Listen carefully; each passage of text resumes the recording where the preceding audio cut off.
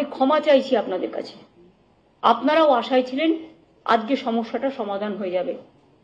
আমি 2 ঘন্টা বসে আছি, আমি 3 দিন ধরে বসে আছি। আমি শুধু একা নই, আমার সাথে হাইয়েস্ট অফিসিয়ালরা। তাদের কাছে আমার আবেদন থাকবে, আপনারা কাজে যোগদান করুন, আর তো পেশেন্টদের বাঁচান, আর যেন কোনো মৃত্যু না হয় বাংলায়। আমাদের নামে আমাকে অনেক অসম্মান করা হয়েছে, আমাদের সরকারকে, মামাটি মানুষের সরকারকে অনেক অসম্মান করা হয়েছে, অনেক অপমান করা হয়েছে। সোশ্যাল নেটওয়ার্কে অনেক ভুল বোঝাবুঝি হয়েছে, অনেক কুৎসা অপপ্রচার হয়েছে। আমি মানুষের স্বার্থে এমনকি নিজে পদত্যাগ করতেও রাজি আছি।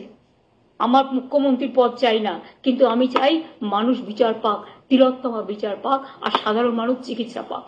আর তা না হলে কিন্তু আপনাদেরও যেমন আন্দোলন আছে, পরিবারগুলো যদি আমাদের কাছে কৈফিয়ত চাই, আমাদেরও তো কৈফিয়ত দিতে হবে। আমরা তার জন্য তৈরি থাকবো।